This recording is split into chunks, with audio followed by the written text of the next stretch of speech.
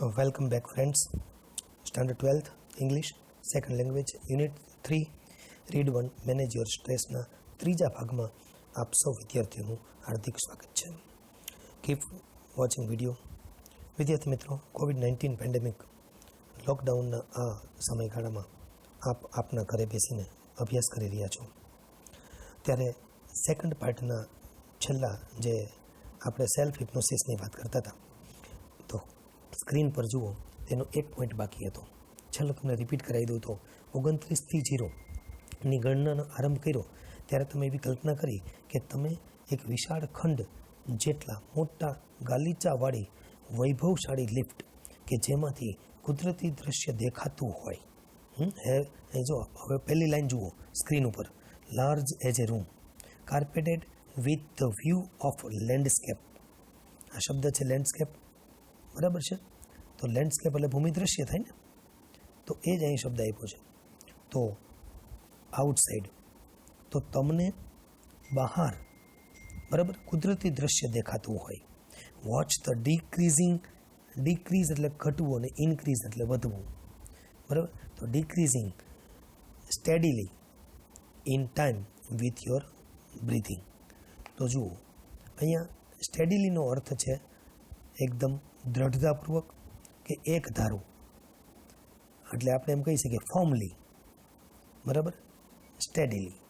તો દોસ્તો, તમારા એક યાદ રાખો, તમારા શ્વાસ સાથે સમયમાં થઈ રહેલો ઘટાડો તમે જુઓ.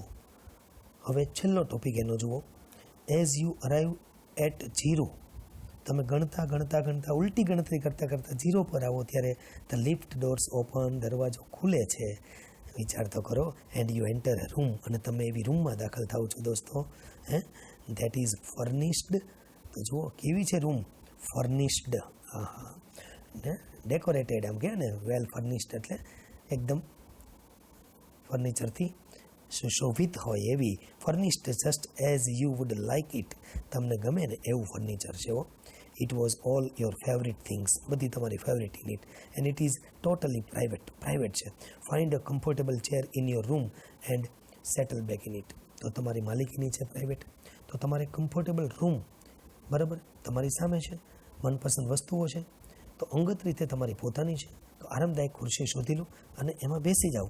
Remain there in your imagination until you feel rested and refreshed, then open your eyes again. અને એટલું કામ કરો જો કે આરામ અને તાજગીનો અનુભવ ના કરો ત્યાં સુધી તમે તમારી આંખો બંધ રાખો, પછી જ તમે તમારી આંખો ખોલજો, બરાબર? ત્યાં સુધી આંખો ખોલશો નહીં. હવે હું તમને ત્રીજા ભાગમાં લઈ જાઉં છું. એનું ત્રીજી જે સ્ક્રીન એક્સરસાઇઝ છે, તમારા સ્ક્રીન ઉપર દેખાય છે, જુઓ સ્ક્રીન એક્સરસાઇઝ. આ ત્રીજી કસરત કરવાની છે કે જેને આપણેથી મેનેજ કરી શકીએ સ્ટ્રેસને. તો જુઓ, when emotions have taken you over, most IMP paragraph છે. જ્યારે ઇમોશન્સ તમને ઘેરી વળે છે, અહીં ટેકન યુ ઓવર, ઘેરી વળવું, યાદ રાખજો બરાબર. એકદમ પાઠને, આ પેરેગ્રાફને ધ્યાનથી લેજો, બોર્ડમાં પૂછાયેલા પેરેગ્રાફ છે. When emotions have taken you over it becomes nearly impossible to think clearly, ત્યારે આપણે ક્લિયરલી થિંકી શકતા નથી. then it becomes very easy to make unwise decisions, અને એટલે આપણે અનવાઇઝ ડિસિઝન કરીએ છીએ, આપણાથી ન લેવાના ડિસિઝનો લેવાઈ જાય છે, બરાબર છે? તો આ તકલીફ છે ને. એટલે અથવા તો agree to something which is not to your advantage, અથવા તો આપણે એડવાન્ટેજ ના હોય, આપણે કંઈ લાભદાયી ના હોય એવી કોઈ બાબત સાથે આપણે એગ્રી થઈ જઈએ છીએ. એટલે આ બધું નુકસાન થવાનું હોય ત્યારે બધું ભેગું જ થાય. The screen exercise shows you how to step back. તો સ્ક્રીન એક્સરસાઇઝનો મતલબ એ જ છે કે તમારે સ્ટેપ બેક કેવી રીતે કરવું, એટલે કે કેવી રીતે પગલાં ભરવા, એમાંથી બહાર નીકળવાના. એન્ડ ઇમોશનલી ડિટેચ, તો લખો ડિટેચ એટલે અહીંયા પાર્ટ અવે ફ્રોમ, અથવા તો ડિસ્કનેક્ટ, નાથી જુદું પડવું અથવા અલગ થવું. ડિટેચ, કેવી રીતે તમારે તમારી જાતને ડિટેચ રાખવી from your current situation. So that, આ વિદ્યાર્થી મિત્રો અહીં સો ધેટનો ઉપયોગ છે ગ્રામરનો. Adverb clause of purpose, showing purpose. So that અને ઇન ઓર્ડર ધેટ બંને સમાનાર્થી છે, હેતુ દર્શાવે છે. અને એના પછીના વાક્યમાં કરતા પછી મોડલ લક્ઝરીનો ઉપયોગ થાય છે.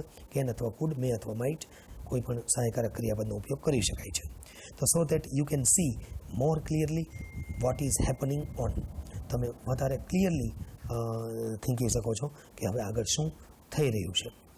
તો આ એક અતિ અગત્યની વસ્તુ આપણે સ્ક્રીન એક્સરસાઇઝમાં જોઈ, બરાબર છે. ત્યાર પછી જુઓ, taking an outsider's point of view. Taking at outsider's point of view એટલે શું? તો કે આપણે બીજાના આઉટસાઇડ એટલે બહારથી આવેલો, બરાબર ને. તો an imagining another person in your situation. તમારે શું કરવાનું છે? બહારની કોઈ વ્યક્તિનો દૃષ્ટિકોણ લઈને તમારી જ પરિસ્થિતિમાં બીજા કોઈ વ્યક્તિને કલ્પિત કરવાની છે, બરાબર.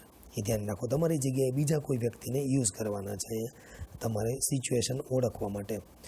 Will put a new perspective on your stress problem, so you can evaluate more calmly what needs to be done.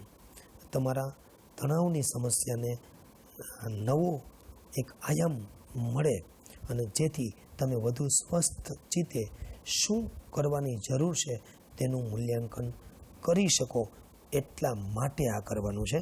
અહીંયા એક શબ્દ પણ છે, તમે જો ઇવેલ્યુએટ તો તમે લખો એસેસ કરવું.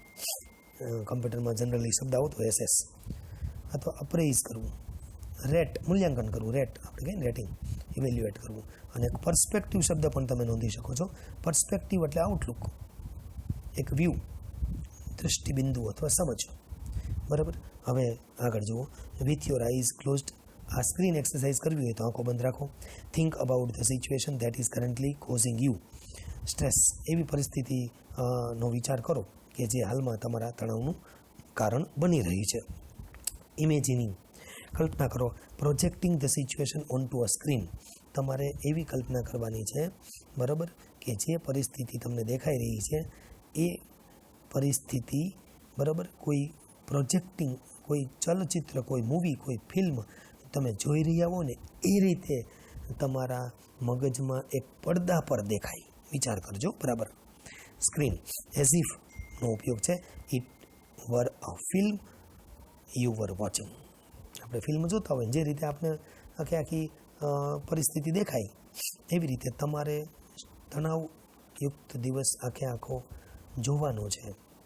વિદ્યાર્થી મિત્રો, એઝ ઇફ અને એઝ ધો બંને એવા એડવ ક્લોઝ ઓફ સપોઝિશન બતાવે છે.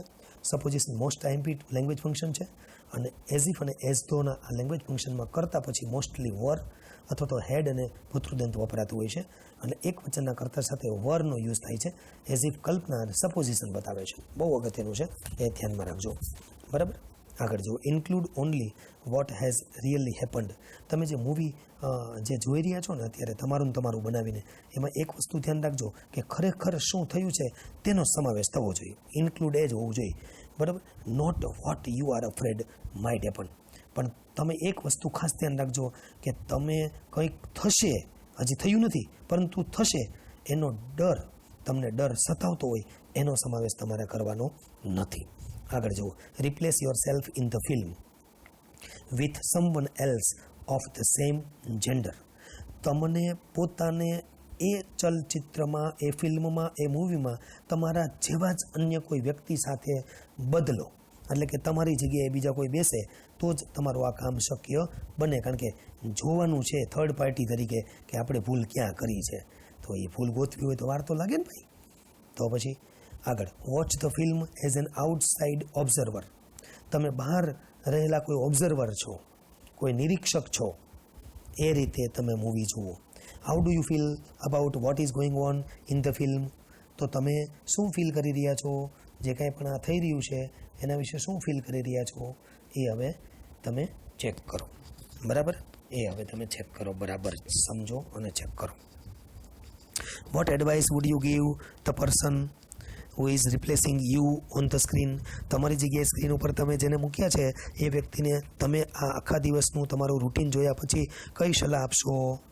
કારણ કે તમને કંઈક દેખાશે ને કે તમે ક્યાં ભૂલ કરી એમ. તમે સવારથી morning to noon to afternoon evening સુધી જોયું તો તમને ક્યાંક તો તમારી ભૂલ પકડાણી છે કે મેં આ કામ કર્યું એ નહોતું કરવાનું એમ. તો એ શું સલાહ આપશો એ તમે જોઈ લો. Open your eyes again and act on your own advice. તમારી આંખો ખોલી નાખો અને તમે તમારી જે સલાહ આપી છે એ સલાહ પર તમે તમારું કામ કરવા માંડો દોસ્તો. આ રીતે સ્ક્રીન એક્સરસાઇઝનો એક મતલબ એ છે કે તમે તમારા ગુણ અને તમારા દોષ શોધો. તમારા દોષ મળી જાય એટલે દોષમાંથી તમે નીકળવાનો પ્રયત્ન કરો. આ એક સારામાં સારો રસ્તો છે સ્ટ્રેસને દૂર કરવાનો, હું તો કહું. અને છેલ્લો સ્ટેપ છે અહીંયા સ્ટ્રેસ દૂર કરવા માટેના જે આપણે અલગ અલગ જોતા હતા એમાં, બરાબર. તો અહીંયા છે સ્ક્રીન વ્યાયામ, એટલે કે એન્ટિસિપેટિંગ સક્સેસ. એના પછીનો ચોથો સફળતા થવાની આપણને એક આશા હોય છે. તો લોકો એન્ટિસિપેટ એટલે શું, તો આપણે જોયું એન્ટિસિપેટ એટલે એક્સપેક્ટ, એઝ્યુમ કરવું, ગેસ કરવું, એક્સપેક્ટ કરવું, બરાબર ને. એન્ટિસિપેટિંગ સક્સેસ, તો સફળ થવાની આપણને એક આશા હોય છે, અપેક્ષા હોય છે. મોસ્ટ ટાઈમ પેરેગ્રાફ, કારણ કે આજકાલનું આપણું જીવન છે એ ખૂબ જ હેક્ટિક થઈ ગયું છે, બિઝી થઈ ગયું છે, અને એને કારણે આપણે જરૂરી છે હવે આ બધાને સમજવાની, બરાબર છે. તો આજનું જીવન જ આપણું હેક્ટિક થઈ ગયું છે મિત્રો. એટલે જુઓ, when life becomes too hectic એટલે બિઝી, આપણું જીવન છે એ વધુ પડતું દોડધામવાળું થઈ ગયું છે. વી કેન એન્ડ અપ, તો એન્ડ અપનો અર્થ આપણે હમણાં જ જોયો, ફિનિશ કરવું, વાઇન્ડ અપ કરવું. End up feeling mentally tied in knot. આ લખી લો, tied in knot. Tied in knots એટલે બી ઇન કન્ફ્યુઝડ સ્ટેટ, એટલે મૂંઝવણ કે ચિંતામાં હોવું. તો શું કહેવા માગે છે, આપણે પોતે માનસિક આ જે ભૂલમણી કહીએ એમાં આપણે બંધાઈ ગયા હોઈએ, તો પછી શું થાય, એવી લાગણીનો અનુભવ આપણે કરવા લાગીએ છીએ. સમજી ગયા તમે? એટલે આ તકલીફ છે. Nothing seems easy and positive, અને આવા સમયે આપણે કાંઈ સહેલું ન લાગે, કાંઈ પોઝિટિવ ના લાગે, બરાબર છે.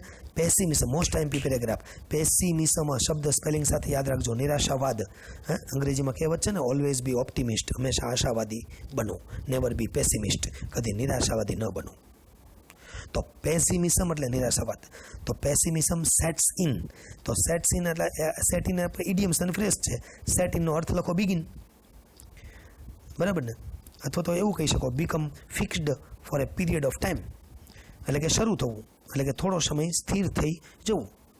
તો જુઓ, પેસિમિઝમ સેટ્સ ઇન, તો તમારામાં નિરાશાવાદ છે એ પેસી જશે, સ્થિર થઈ જશે, બિગિન થઈ જશે. And we can not see a way out of our current problems, અને આપણે આપણી વર્તમાન સમસ્યાઓથી બહાર નીકળવાનો કોઈ માર્ગ દેખાશે નહીં, નીકળી શકાય છે નહીં. એટલે બહુ અગત્યનું છે હવે આપણે આ અપેક્ષા સફળતા જોઈ લઈએ, કઈ રીતે એન્ટિસિપેટિંગ સક્સેસ કામ કરે છે. તો દોસ્તો તૈયાર થઈ જાઓ, ચલો હવે એક થોડી વાર માટે settle back in a chair and close your eyes. આંખ બંધ કરો ખુરશીમાં બેસીને.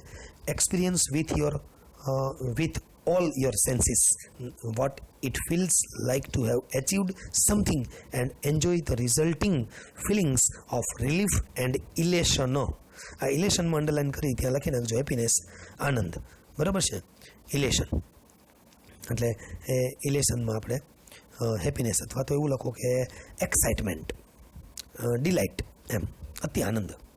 તો જુઓ, અહીંયા શું કહેવા માગે છે, તમારી બધી જ શરીરની જે ઇન્દ્રિયો છે જ્યારે સમસ્યાનો ઉકેલ મળી જાય ત્યારે તેનો અહેસાસ કરે છે, તેવો અનુભવ તમે કરો. બસ અનુભવ કરવાનું, ફીલ કરવાનું છે આ બધું, અને તેના પરિણામ સ્વરૂપે રાહત અને ગૌરવની લાગણીઓનો આનંદ પ્રાપ્ત કરો, બરાબર. રાહત અને ફિલિંગ એક બરાબર ને, રિલીફ એટલે રાહત, અને ઇલેશન એટલે આનંદ. હેંગ ઓન, લટકતા રહેવાનું, ઓન પોઝિટિવ ફિલિંગ, બરાબર, positive feelings and bring them back with you into the here and now. તો દોસ્તો અહીં કે છે સકારાત્મક જે પોઝિટિવ લાગણીઓ છે એના પર ટકેલા રહો, બસ હેંગ ઓન, ટકેલા રહો. અને હવે તમને અહીં તમારો જે વર્તમાન છે એ વર્તમાન સમયમાં તમારી સાથે પાછા આવો, અહીં જુઓ, બરાબર છે. તો એ જ અગત્યનું. અને ઓપન યોર આઈઝ અગેન, ફરી ત્યાં ખોલી નાખો. બસ આ એક આખું સ્ક્રીનિંગ જ છે એક પ્રકારનું. સફળ થવા માટે ખાલી આપણે આંખ બંધ કરીને એવી વિચાર કરવાનો છે કે આપણે સમસ્યાનો ઉકેલ મળી ગયો છે, બસ અહેસાસ આપને થવો જોઈએ. અને છેલ્લે make sure you don't get all tangled up. દોસ્તો અહીં લખો ટેંગલ્ડ અપ, અંડરલાઇન કરો, ઇડિયમ્સ અને ફ્રેઝમાં આવશે. મિક્સ સમથિંગ ટુગેધર, એકબીજા સાથે ભળી ગૂંચવાળો કરવો, ટેંગલ્ડ અપ, બરાબર ને. તો એ જરાક નોંધી લો, ટેંગલ શબ્દ તમારા માટે નવો છે.